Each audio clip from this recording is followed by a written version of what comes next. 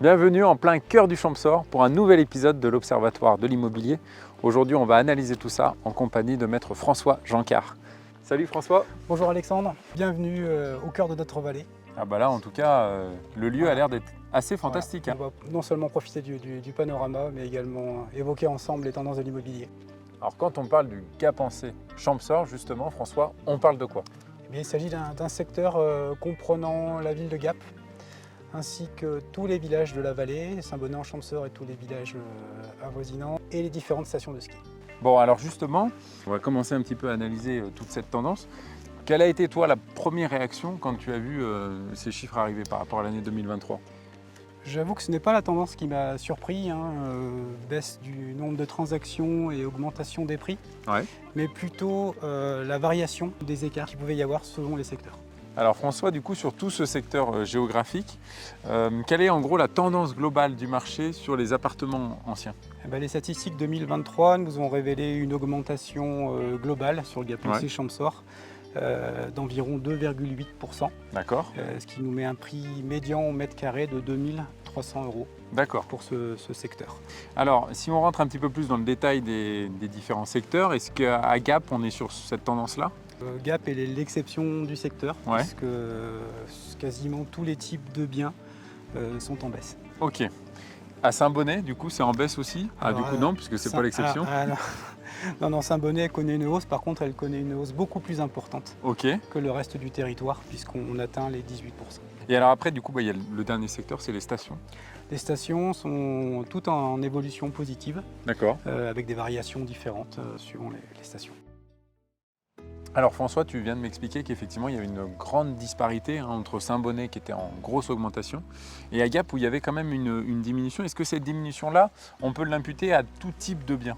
Quasiment à tous les types de biens, puisqu'on a une baisse du prix médian au mètre carré sur la commune de Gap qui s'étale de moins 1% pour les 4 pièces, D'accord. qui va jusqu'à moins 10% pour les appartements de 5 pièces. Okay. La seule exception, ce sont les appartements de 3 pièces qui sont les seuls à connaître une augmentation d'environ 2%. Ok. Alors du coup sur Saint-Bonnet, tu m'as expliqué tout à l'heure qu'on faisait quasiment plus 18%. Qu'est-ce qui explique selon toi que sur Saint-Bonnet ce soit aussi attractif? Alors malgré cette forte augmentation de 18%, sur Saint-Bonnet, on a un prix médian au mètre carré d'environ 2030 €. Ouais. C'est un prix qui est inférieur d'environ 11% au prix médian qu'on peut retrouver sur la commune de Gap, Ok. et inférieur à 20% par rapport à ce qu'on peut retrouver sur les stations. Mais qu'est-ce qui fait que les gens du coup viennent s'installer à Saint-Bonnet?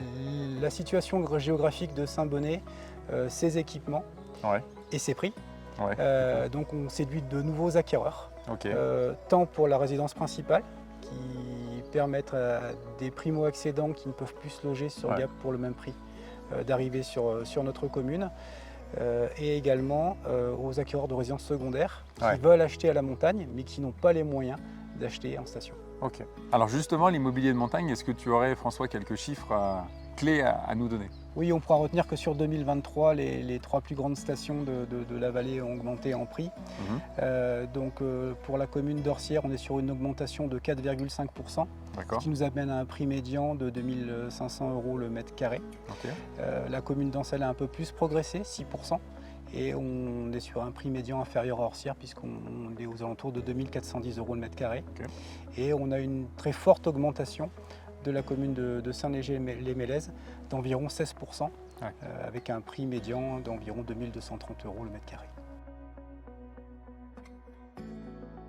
On a bien analysé les appartements anciens, qu'en est-il sur le neuf? Eh bien, le neuf a progressé fortement en 2023, Okay. Puisqu'il résulte des différentes statistiques une augmentation d'environ 14%, ce D'accord. qui nous amène à un prix au mètre carré dans notre secteur géographique d'environ 4 120 €. Ok. Qu'est-ce qui explique selon toi qu'il y ait une telle augmentation? Cette augmentation de 14%, à mon sens, elle est liée au fait qu'on est sur des types de ventes sur plan. Ouais. Et en conséquence, souvent les promoteurs ont fait des contrats de réservation bien en amont, même du commencement des travaux. Et les signatures d'actes ont lieu plus tard, donc c'était sur une période qui était plus haussière. Qu'aujourd'hui. Alors François, on a analysé donc les appartements. Maintenant, si on se penche plus sur les maisons anciennes, quelle est en gros la tendance globale du marché sur ton secteur?